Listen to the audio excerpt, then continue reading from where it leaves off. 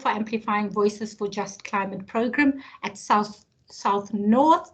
Quite a mouthful, Charlotte. Then at the top of the screen is Michael Marchant. I hope I've pronounced your name correctly. And Michael is the head of investigations at Open Secrets. And then at the bottom of my screen is Rumbidzai.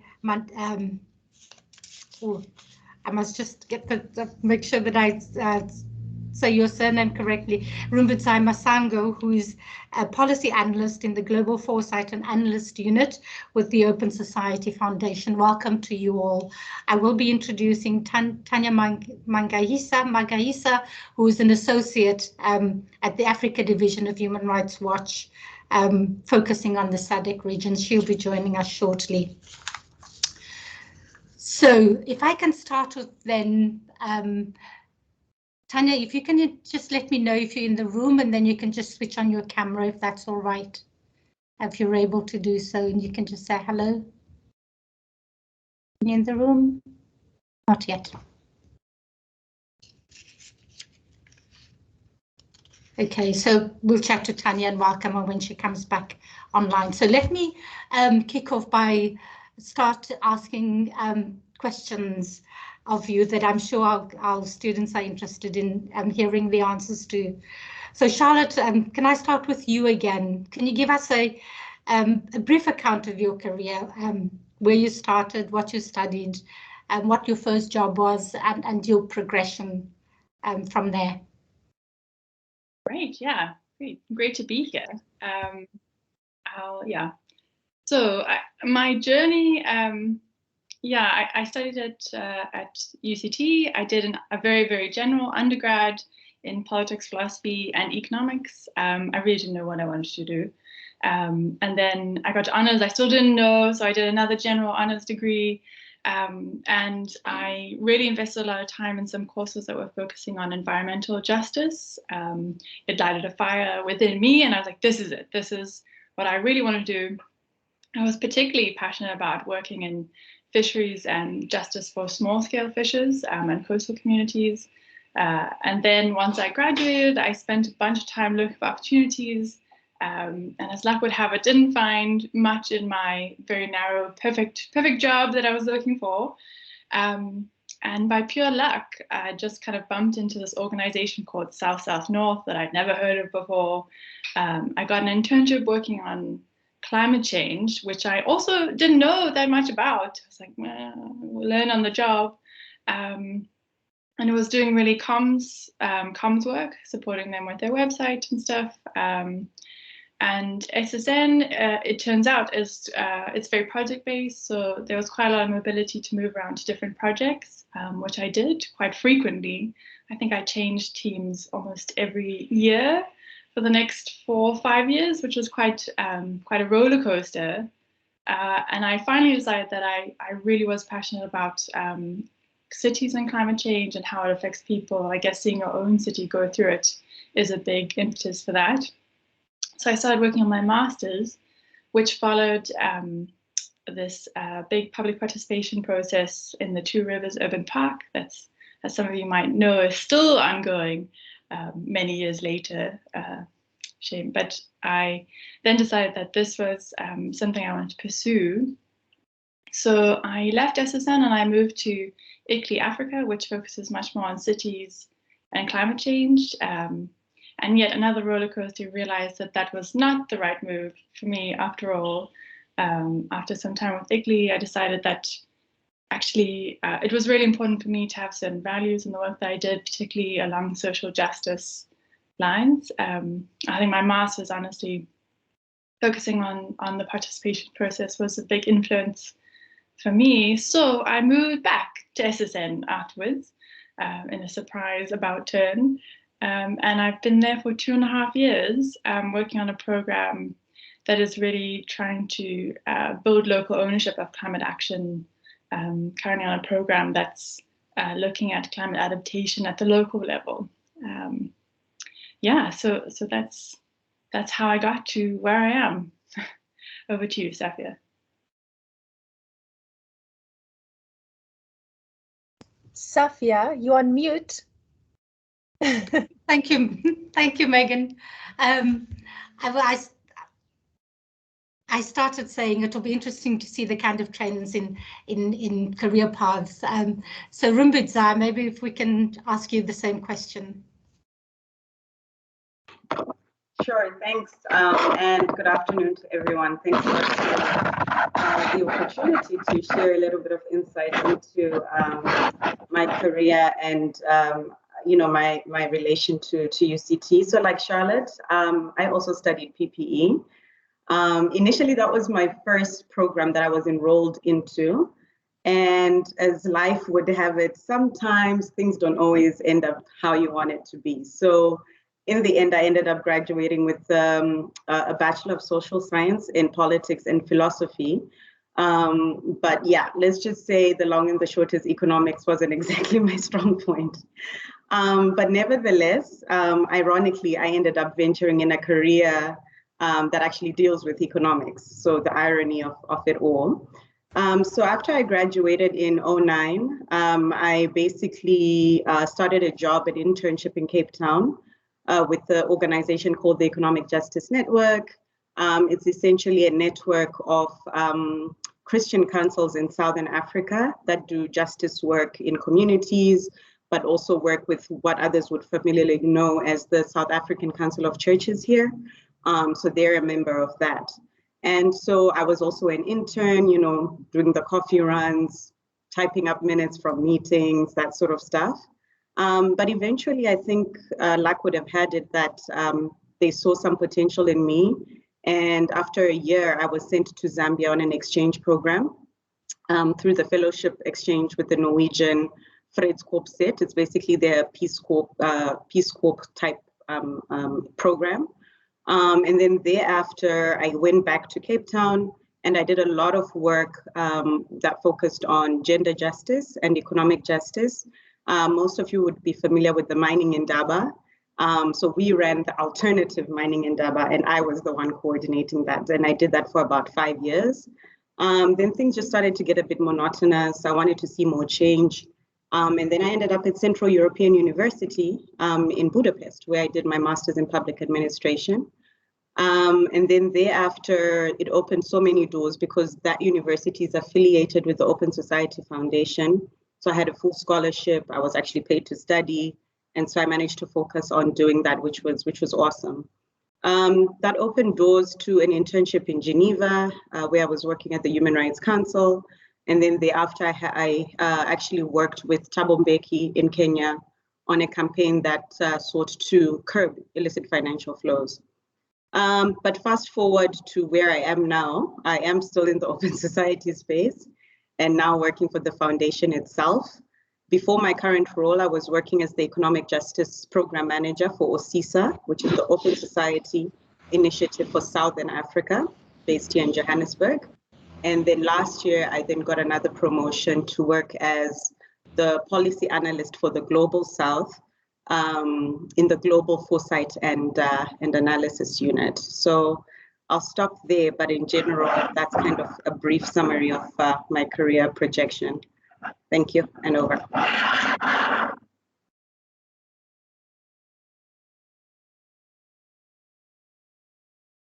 I'm not going to mute my microphone. Michael, will you share your journey with us as well, please? Absolutely. Thanks so much, Safia, and thanks again for the invitation. It's going to sound strange because it's like the PPE cabal have arrived to speak to you, but my first degree at UCT was indeed a PPE, and I also completed PPE honors, but focused very much on political science, which was kind of, it became clear to me that was where my kind of main passion was. And so those were my first degrees. And I was very lucky, similar to Rumbidzai, to get the opportunity to travel overseas for a master's. And so I received funding to complete an MSc in international development at Edinburgh, which was a 1-year program. And I mean, international development is so broadly defined that, when I arrived there, I kind of realized, well, I could be doing anything, and I need to start thinking about what I'm most interested in. And I think it was the background in political science at UCT, and also having, when you do a PPE, you're engaged quite critically, I think, in the world around you. And what really jumped out to me in the international development space was kind of how systems of power at a global level, but also at a national level, kind of actively hold countries, communities back. And, you know, to that, Rumbidzai, you've just mentioned illicit financial flows as a good example, but I suppose it really led to my interest in the kind of systems that are at work that are actively harming countries, rather than it just being a question of this being a neutral starting point from which we all proceed.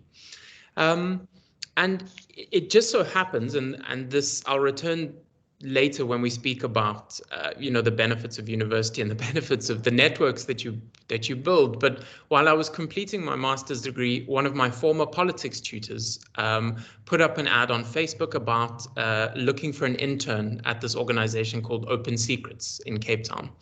And I applied while I was still in Scotland, and I returned, and I think a week after I got back to Cape Town, I started in that role. And at the time, I was working with the director at Open Secrets, Henny van Vuren, and for several years, we were working predominantly on a book project, and the book was called Apartheid, Guns and Money. And what that was is it was an attempt to kind of pick apart the global networks that had propped up the apartheid regime, particularly with regard to violating the weapons embargo, and also focused on the private actors that do that. And I've been at Open Secrets ever since, actually. So I was an intern there for several years, moved on to becoming an investigator for many years, and have just become the head of investigations. The last thing I'll say, just in terms of kind of my journey, is that I'd been at Open Secrets for a few years working with them, but also working with Right to Know and becoming more engaged in the civil society space in South Africa. And it became very apparent to me that one of the gaps that I saw was the ability of those kinds of organizations to access solid legal skills, particularly those who sought to use litigation and the law as a way of changing things. And so I've just also completed my LLB degree, my law degree from UNISA, which I've done via correspondence while working at Open Secrets. Yeah, so I think that's of my journey so far. So back to you, Safia. Thank you very much, all of you, for sharing your journey. There are definitely some trends, and I don't want to preempt questions that I will have later and try and identify what those are. I just want to ask if Tanya has joined the conversation. If you can just switch on your camera. I'm not sure if you're able to join us yet. She'd had problems connecting earlier. There you go. Welcome, Tanya. Your timing is perfect. Your timing is perfect because I've just been asking everybody to share their journey. Maybe I'll just introduce you, Tanya, which is to say welcome Tanya Magaisa, who's the Associate at the Africa Division of Human Rights Watch, with a focus on the SADC region. And I've just asked everybody else in the panel to tell us about their journey so far, what they studied, what their first job was, and their progression to where they are currently. So welcome to you, Tanya, and also meet your fellow panelists. Hi, everyone. I'm really glad to be here, and I'm glad that Safia asked me to join. So just to give a brief account of how I got to where I got to. So straight out of high school, I took a gap year. I looked at a preschool. Then thereafter, I went to Wits University for a year. And I was a BA student in art. I was a BA fine art student. Realized that art is not my thing. I really missed books. So I applied to UCT in my first week of art school. I applied to UCT, ironically, and luckily I got early acceptance. So by the time that I'd finished my first semester, I knew I was going to UCT. I just didn't know whether I wanted to do law yet. I'd gotten into law and the LLB, and then I'd gotten into the BA. And I decided, you know what, I'm still not sure about whether I want to study law. So I started with the BA. And then in my second year at UCT, when you get to do, when you get your first taste of law, met my professor, Professor Yukoda, after I did his section of a course called Foundations of African Law. I fell in love. I was like, okay, I belong here. This is where I'm supposed to be. And then it was a matter of trying to figure out what I wanted to do with my law degree. I think that's where philosophy really helped me out a lot in terms of what I love and what good law would do me and what good I could use law for. So then I eventually decided I wanted to go into human rights law, social justice. That's where I wanted to go. But obviously, with the pressures of being in law school and the, I guess the stigma of not being signed. Yeah, so the stigma of not being signed to a big corporate law firm. So you sort of fall into that trap.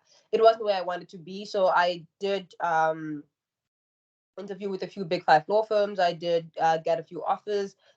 And then I think in my second year, that's when I signed. And after that, I was like, nope, I don't want to be in corporate law. I don't belong here.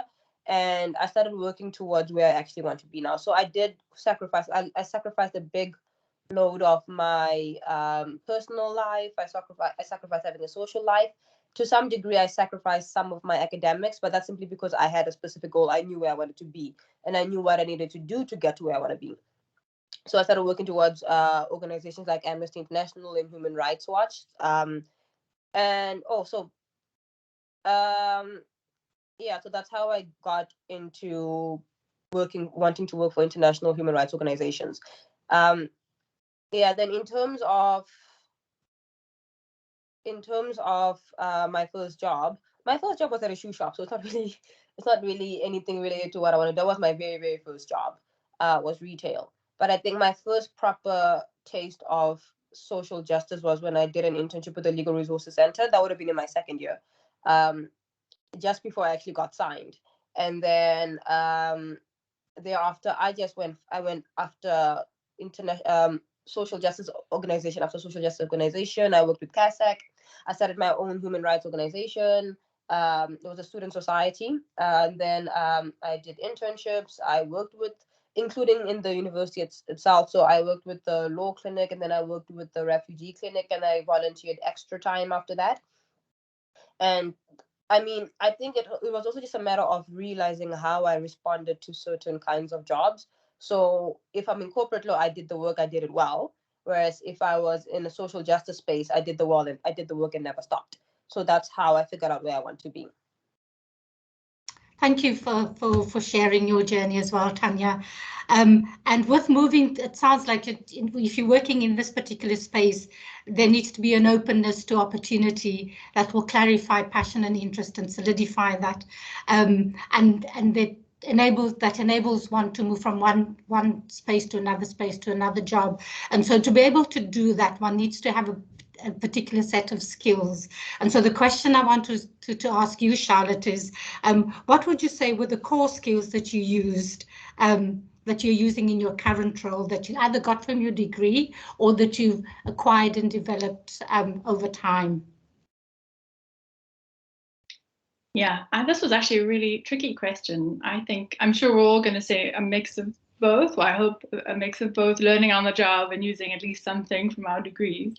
So SSN is in an interesting position where a lot of our funding comes from foreign aid donors. And we work very closely with African national governments, often sometimes local governments, and now increasingly grassroots organizations and communities. And so, to be honest, a lot of the skills that are really, really important are social science skills and a broader understanding of the world and the geopolitical context.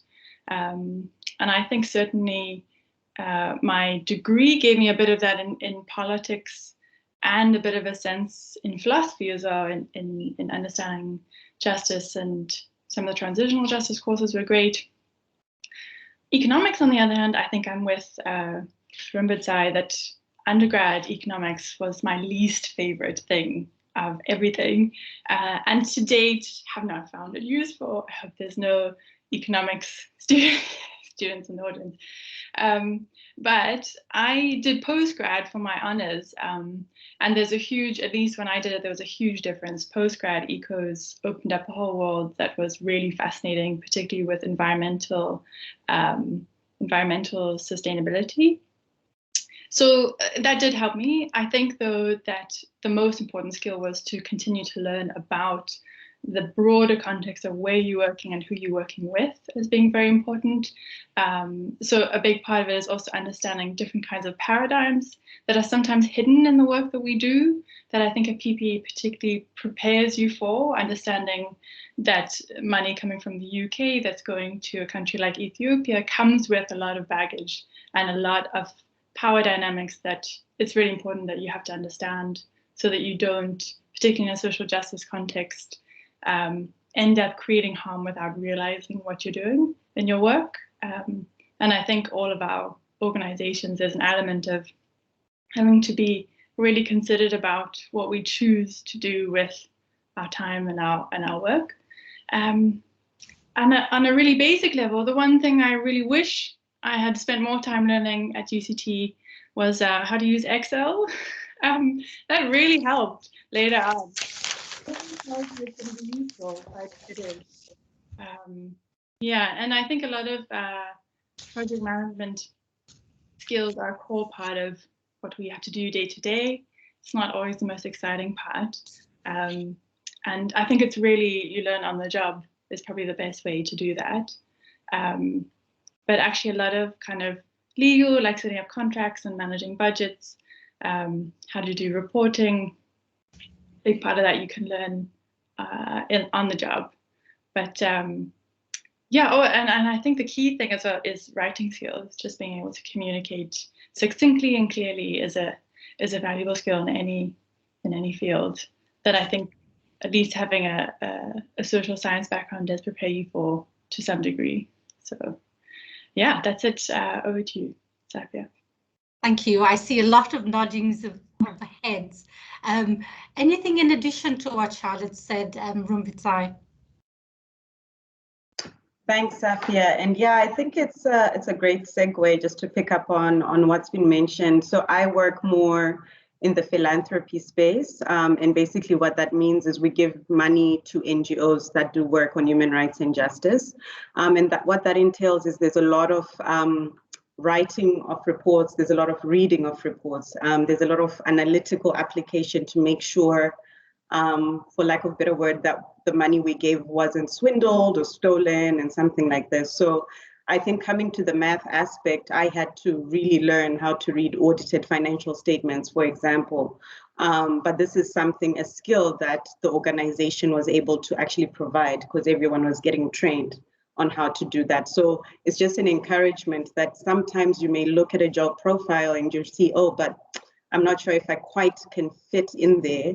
It's just to say that, you know, sometimes you will have opportunities to upskill in your current job. And so people shouldn't be feeling, you know, discouraged. Another thing that I would add is definitely the bit around project management and people management. Because of course, in the philanthropy space, you're networking a lot. There's a lot of FaceTime with people. You're always following up on reports, going for conferences and that sort of thing, and networking. So there is a lot of value in you as an individual learning about how do you present yourself to others, how are they perceiving you, you know, that sort of thing. Because at the end of the day, the space is very small. So your skills, your interaction skills are quite fundamental and will probably determine how far of a career you'll actually you'll have. Another one is, and I'll end on this, is lobbying and advocacy. This is something that I didn't learn at UCT because, you know, the degree just didn't offer that. But again, to say that when you're in the workspace, you're in the streets, you're toying, you learn what is lobbying, you know what is advocacy, and how can you do that in a responsible way, but also in a respectful way that still gets your advocacy messages across without kind of rocking the boat as well at the same time. I'll stop there and turn over to you, Safia. Thanks. Thank you, Rumbidzai. I'm curious, Michael, what would be in your investigative space the skills that you most often use? I think that it's probably twofold. So to reiterate what has been said already, I think the writing skills are so crucial, and it's being able to write also in different ways. So in our position, we're trying to write different types of reports. So, on one day you might be working on a 35,000 word, really forensic, in-depth investigative report. And then the week after that, you're writing a 1,200 word opinion piece that anyone who picks up or opens the Daily Maverick one morning is going to be able to click into and understand without all the background. And I think linked to that is just the notion that when you're at university, and I think particularly it's because of also the schools that many of us come from, we're obsessed with what facts you're going to learn. It's all about content. And then you go into the working world and you realize there are very few things factually that you ever learned that you'll ever be able to really apply. When it happens, quite rare and actually quite exciting. You'd be like, I remember actually we did this once. But much more fundamentally, it's about the skills, about writing. And from an investigative standpoint, it's also fundamentally about critical skills. So it's the ability, I think, to pick apart arguments. I think philosophy and politics was really important in this regard. It's the ability to pick apart arguments, find gaps. And I think that's really important. The one thing I wanted to name, which I think is a little bit of a gap and that I've had to learn afterwards, although it's been hinted at already, is just the ability to work with other people on tasks. The thing I hated most at university were group projects. I don't know how everyone on the call feels about this, but it was generally not something I enjoyed. And what I found is that it was often just because there was this very large gap between how much skin everyone had in the game and how much people cared about it. And obviously, when you're in an organization, you at least hope that that changes a little bit because everyone's kind of pulling in the right direction. But it does mean, I think, that I left without having a real appreciation about how to make a group project work. And it's quite tricky. You're working, let's say, with us with 3 or 4 people in terms of pulling together an investigation into a corruption scandal. And everyone's bringing slightly different skills and contributing slightly different outputs. But the ability to make that work and to manage that, particularly as your career progresses, I think that's only something that you can really get from learning from people you work with along the way. And I think that's one thing I really would say is that early on in someone's career, it's the ability to find people and just watch. It's observing, I think, how people navigate that space and do it, which is so helpful. Yeah, back to you, Sophia. Thank you, Michael. Tanya, I want to ask you the same question. If there's anything additional you want to mention. Yeah, sure. So in terms of the skills that I got from varsity, and particularly law school, I think this is where, and I think I noticed this as well while I was already still in law school, that law school doesn't teach law students or lawyers how to engage with the rest of the world. They teach you how to engage with other lawyers, other judges. And I think when you go into the human rights field, the communicative aspect is what's most important, like what Michael was saying. And it's where philosophy sort of, most of the time I find myself using most of the skills I learned in my philosophy degree than in my law degree, because when you're advocating, you're speaking to the rest of the world. So how you write, how you communicate your arguments, finding gaps, finding solutions. I would say, yeah, I focus more on the skills I learned from my social science degree rather than from law, which I think straddles between humanities and social science. And then again, in terms of working with people, I think that's where law school, because I think philosophy is far more isolated in terms of the kind of academic space it is, and in terms of the kind of academic field it is, whereas law is deliberately social in that you have to work in groups.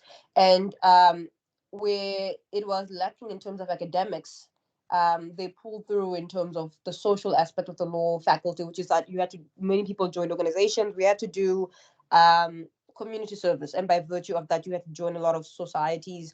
It was a very society driven social group in terms of law school, and that's where you learn how to work with people.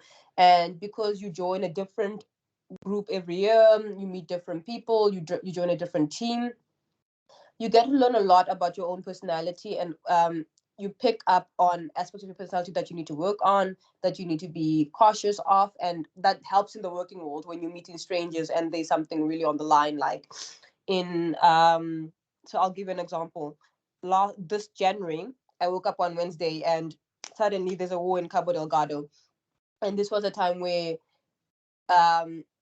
we're all working from different parts of the world, and people had to be up at all hours of the day, and you have to be very careful about how you speak to people and how you deal with a situation as sensitive as a war.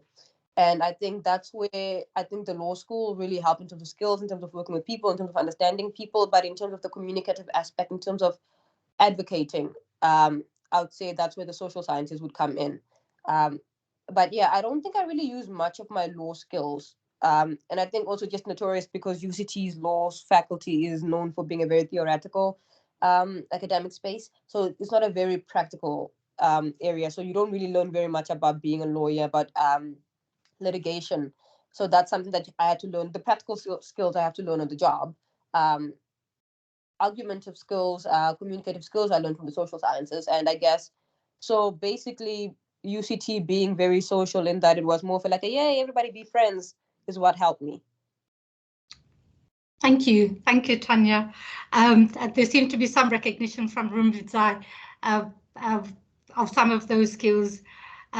Looking back, Rumbidzai, what is the one thing that you wish you knew as a student when you started out? Yeah, this is a good question. I think there's several. I think the first would be that I wish I knew not to recycle application letters. You know, the ones when you're applying for jobs, and because sometimes you would be called out for making mistakes. Maybe you've left the name of the previous organization in the body of the text and you haven't done your due diligence and that sort of thing. I think the key message that I want to impart there is apply yourself. When you're applying for a job, apply yourself, because when the person on the other side is reading your application, it shows that you've done your research, you know where their offices are, you know what their vision and mission is, how does that connect with you as an individual, why does it resonate, why do you want to work in the field, you know, those sorts of nuances take your application to the next level.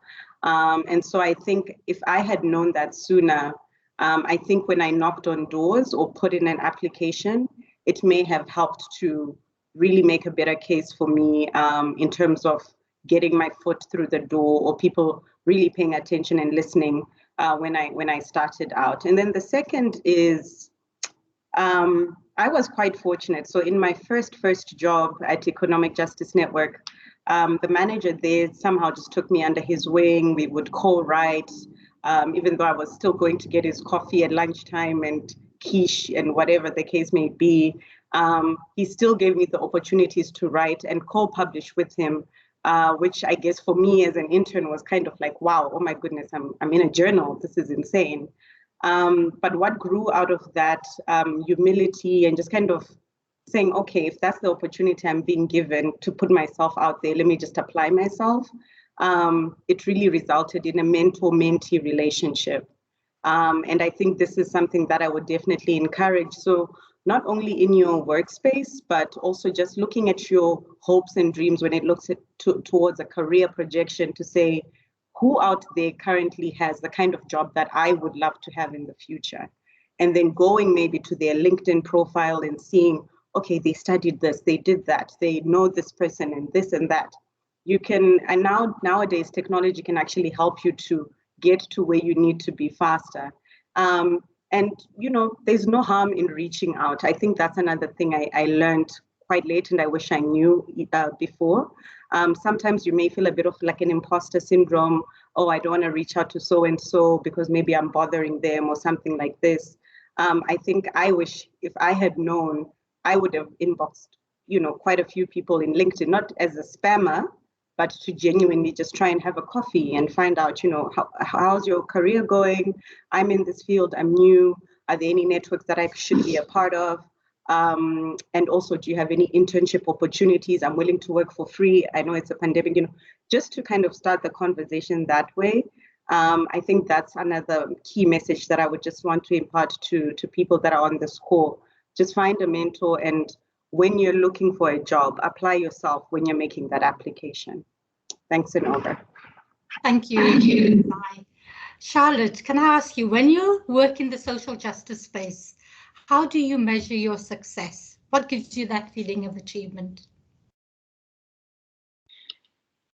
Yeah, that's a really tough question. I think for me, it very much depends in our work as in success for whom, and who is it who gets to define what success is a big part of the project that we work on. And so I think if you can create a space where you can get a lot of buy-in and people walk away feeling like what you've created has worked for them and for everybody else, like in a collaborative way, I think that's a huge success.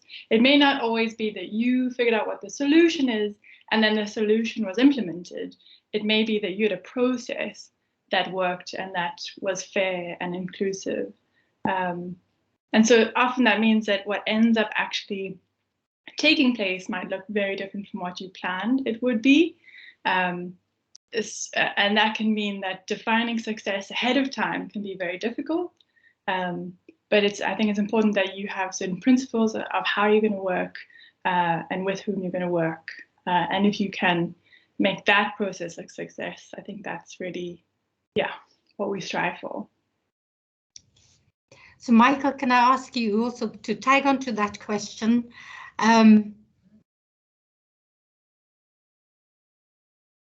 What challenges have you faced? What was the biggest challenge you faced and how did you deal with that? Safia, sorry, it just cut out for me there for about 10 seconds. What was the first part of your question? I just lost that. So the first part of the question is also how do you determine success? And tied to that was what is the biggest challenge you faced and what enabled you to overcome it? Yeah, thanks. I think on the question of measuring success, and I'll speak specifically about the work of Open Secrets. For us and for me in particular, it's the ability to shift conversations, public conversations, in often what feel like quite small ways, but that can be quite significant. And so, our focus is very much on the role of the private sector in issues of corruption, economic crime. And often we're working on material that other people actually don't think is important at that moment. And it's about trying to create space in the public narrative and the debate to bring things to light, to expose them, and then to begin that public conversation about how to address them. And I mean, Charlotte has said this, but I think it's worth repeating that there are often quite few major victories where you can say this thing has been achieved. It's not, my experience is that that's not what social justice work is about. I mean, it's a bit trite to say, the struggle continues, but that's ultimately what it's about. It's a perpetual process of very small steps. And so it often is, it's quite small.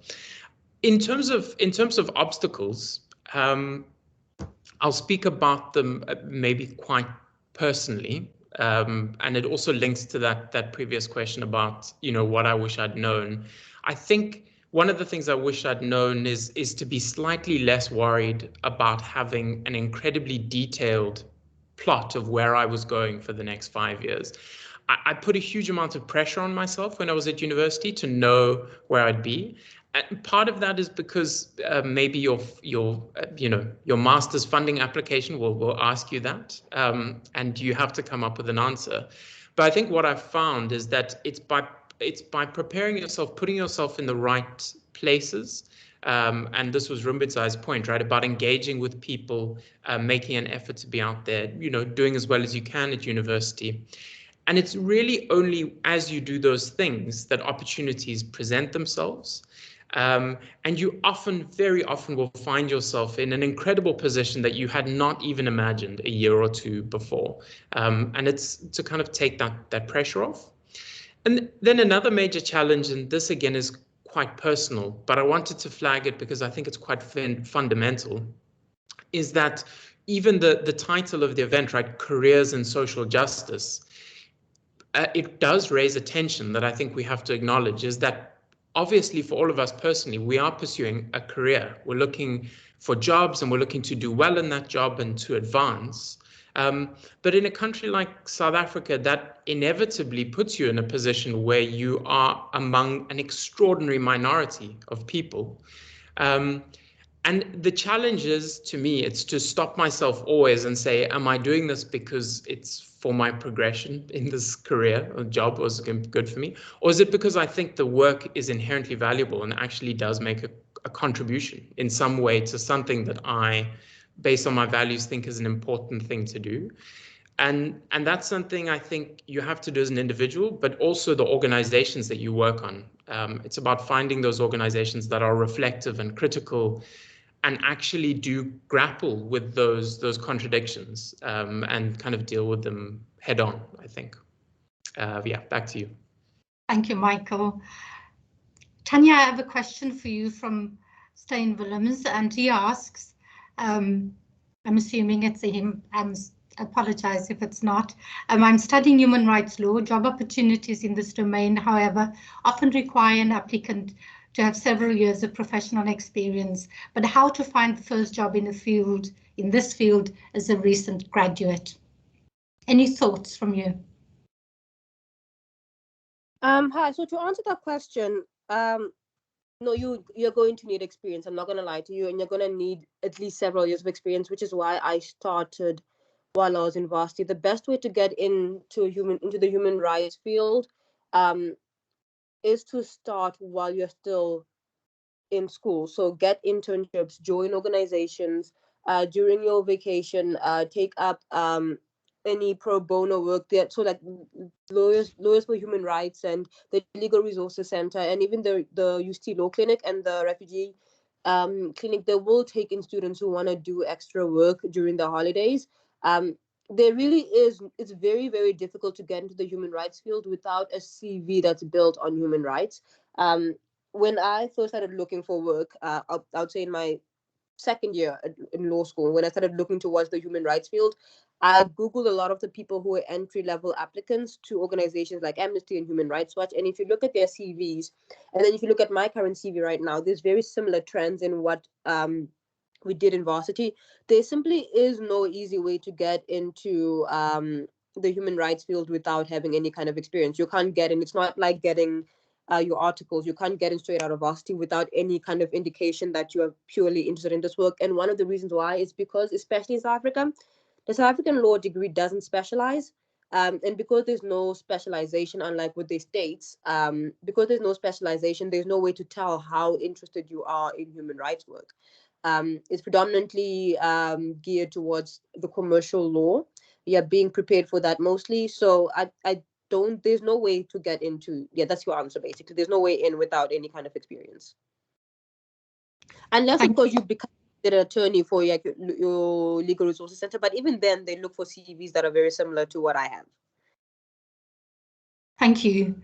Charlotte, I have a question for you. Could you give some practical examples of some of the projects you've been involved in at SSN? Particularly climate change, vulnerability, adaptability, in the climate change, vulnerability, adaptability space.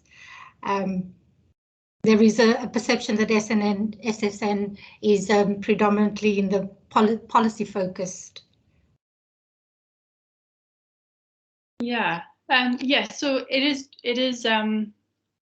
true. A lot of SSN's work is focused on policy work, and a lot of that policy works with national governments. Mostly African governments, although we've had some work in Latin America as well. The project I've been working on for the last couple of years, and it's been going, I think, for 12 years, is the Climate and Development Knowledge Network. And that's a big part of what SSN does is knowledge brokering, which is a fancy word nobody really has heard of before. That doesn't mean anything very complicated, just that what we try and do is connect the information available to the individuals who can use it. And so that can be working with governments who are implementing policy, but actually a big part of our work very recently has been working with farmers and farmer associations who are using climate information, and a lot of the climate science is inaccessible. And it's also not downscaled to the appropriate region where the farmer is farming. And it's often very high tech, so it's on some obscure website. And so a lot of our work has been building apps to try and make that information more usable, but also to facilitate not just a one-way kind of flow of information. So you have some climate scientist sitting in a university or a research institute somewhere who's creating the information, and the information just goes out there to farmers who must use it. Actually, there's all kinds of local knowledge that's not integrated into those sort of climate advisories. And there's a mismatch very often between the information that's coming up. And so what we've done, or some of the projects we've had, have focused on creating sometimes songs and like putting them on local radio stations, having like radio call-in sessions that can reach really rural areas so that people can phone in with their questions. We had one project that had like a traveling TV, and the TV would go from hub to hub, and it had a whole series of videos that had not just like high-tech climate information, although that's very important and useful, but also advice from other farmers from other regions who are having similar problems. And so a big part of it is really just making sure that the exchange of information can happen, that different information is valued, and that's a key part of increasing resilience. Because a lot of the policy work is super, super important, and there's a big part of that is also social justice, but it doesn't always. Sometimes what can happen is that policy then isn't connecting with the local level, and despite the very best of intentions, isn't always the best way to increase resilience. So a big part of it is having dialogues and integrating different ways of knowing and different information into the solution. So I hope that's useful. I don't know if that's exactly what you're looking for as an example. Thank you, Charlotte. I have another question for you, Tanya. How can a non-economics or non-law student go about finding learning opportunities like internships in the SADC region, in the human rights space? I think you'd be very surprised to find that a lot of these organizations do give internships to non-law students and to non-economic students. I think when you're in humanities or when you're a non-law student, you're in engineering, you tend to be very afraid. So I'll give you an example. Just recently, Human Rights Watch, the organization that I work for, sent out an advert for an internship program. The majority of the people who applied were economics and law students, but you also had engineering students who made it all the way to the interview stage, and you had students in science, your students in the humanities, your BA students. So I think assuming that because you don't do law, because you don't do economics, that you don't belong in the social justice field is what sort of cuts people's legs off. So there's no reason why, if you do the volunteer work, if you are interested in social justice, and if you have the gumption, if you've got the passion, apply. And more often than not, your cover letter is more important than your CV when you are doing internships and you're starting off in early career. And also just something that I wanted to point out, which was what Michael mentioned, which was about having a good network. I think there's sort of you ignore people who aren't as social and who are not very good at building networks. And I think it's also very important for people to recognize that your work speaks for itself more than your network. So even if you don't have a network, even if you're at the very, very beginning of your career, you'll find that if your work speaks for itself, then you'll find your network will complement what you already have. So if you think I don't have anybody to write me a reference letter, I don't have anybody who knows me from XYZ, I don't know how to get this opportunity. A lot of the organizations that I went to, a lot of the jobs that I did, I got them without having much of a network. My first internship at the Legal Resources Center, I got that in my first year. I was still in prelim A. I hadn't met any of the faculty.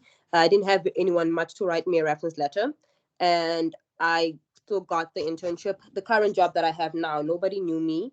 The vast majority of the interview process, I got there. Obviously, I had to get references for this one, but also even right now with the internship, we have 2 applicants now. We've got 2 shortlisted.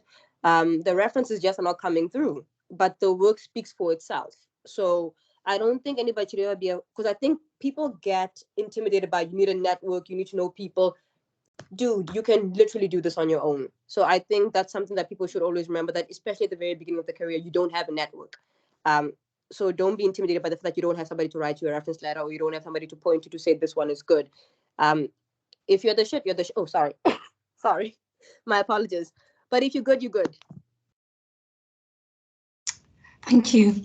Thank you. I have a question for you, Rumbidzai, from Melody. For someone who would be doing languages, how can they begin their career in social justice sector? Is there a gap for someone who did languages in French and Portuguese, for example? Yeah, so this is a very good question. I think from my experience so far and what I've observed, because fortunately I've had the opportunity to sit on the NGO, like grassroots movement side, and then now on the donor side. And I think what's become apparent is languages are fundamental. At OSISA, for example, we have our offices here in Johannesburg, but we have one in Angola and one in DRC. And it's precisely because there was a gap in us trying to reach out to those communities in Angola and DRC, because there was a recognition that the office was too Anglophone. And so for anybody who's doing languages, I would say that they shouldn't feel that they don't qualify or they can't move into the space. If anything, I would encourage them to actually look for opportunities that help them to use their languages to advance social justice. And what I mean here, for example, practical examples are, you know, if you can speak Dutch and French, you can go to The Hague and do, you know, work there at the courts that are there. If you can speak French, you have the Human Rights Council in Geneva, where you can do lobbying and advocacy on various, many social justice issues. I'm talking from issues of water to the right to food, all the way to illicit financial flows and human rights defenders. The spectrum is so broad because of the various UN protocols and special rapporteurs that work on various aspects of human rights related work. The same would apply if you look at Latin America. They have the Inter Latin American Commission on Human Rights or something like this. You could go there and also apply Spanish, Portuguese, you know, that sort of thing. Look, we have also countries, Lusophone countries on the continent, Mozambique, Angola. There's definitely space to go and engage there. We've got DRC and Madagascar and many other French countries on the continent where one could also apply their various languages. Another segue would be, if you're not so interested in the substantive side of things, there's always work that needs to be translated in the social justice space. So it's either a poster, a tweet, research, you know, that sort of thing. So if you're into that kind of, if that's your angle or your vantage point, then you can use your language skills to kind of to enter the space in that particular way. So I think that there's actually a gap, because we used to struggle a lot to find really good translators that can get the messaging right, especially for campaigns and that sort of thing, so that when we're communicating and sending out and disseminating communication, we make sure that it lands right to the target audience. So yeah, I think people in the language space, students who are studying languages, there's definitely a space for you, and I would encourage you to continue on that path. You'll definitely find you'll definitely find something. Thanks and over. Thank you, Rumbidzai. That sounds very encouraging for people with languages. Michael, to expand on that, do you have any advice on how to get into social justice work? We've been hearing you say that use what you're interested in, use your passion, use your particular skills, and any skill that you have, and find out how you can apply that in the social justice space. But do you have any advice, any additional advice of how to get work in the social justice space that can make you stand out from other applicants? So the first thing I would say, that the kind of major point, is not to be discouraged when you are not kind of successful the first time round.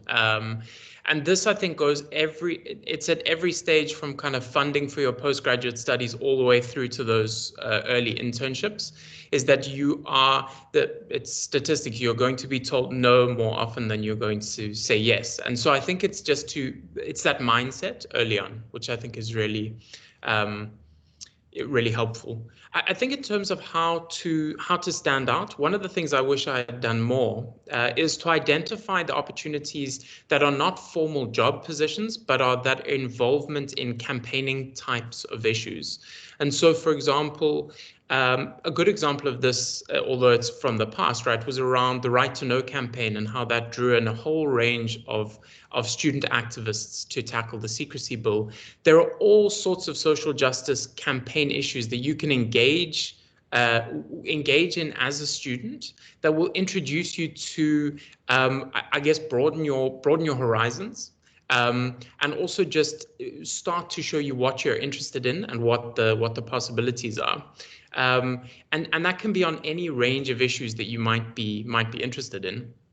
The reason that I say that really links back to what a couple of people have already said, and particularly what Tanya said, is that when it comes down to it, that kind of opening thing that's going to set you apart in the organization is never going to be whether you got 75 or 70 on that third year level course.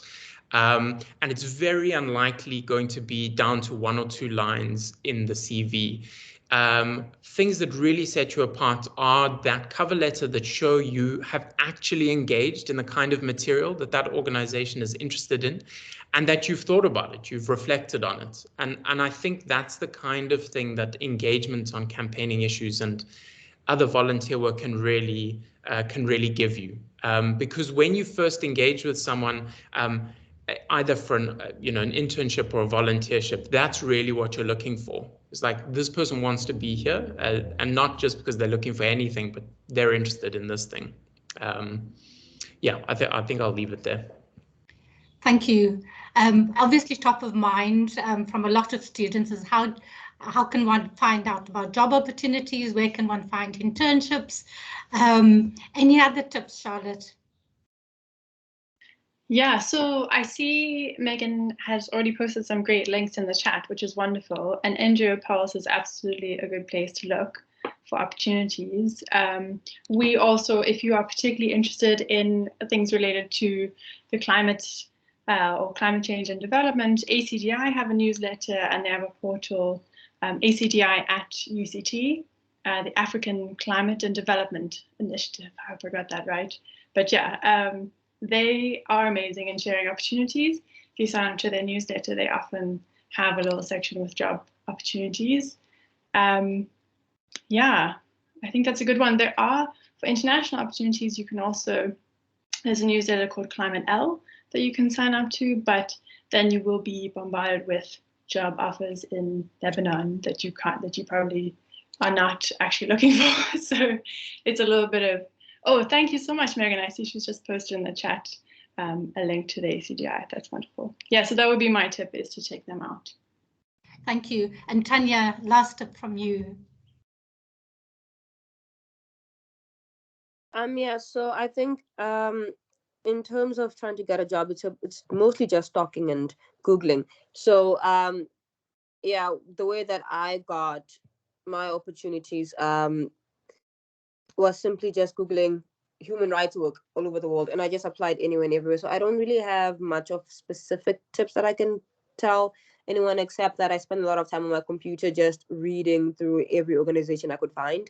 But there is one thing. I'm going to send you this link because I can't seem to send it by myself, Safia, which you could share with everybody. I'm going to email it to you. So Human Rights Watch has an annual fellowship. It's not, and it's for anybody. Literally, they look at anybody in the law, journalism, international relations, any sort of field that's specific to human rights. So not necessarily LLB. In fact, they don't even like that many LLB students.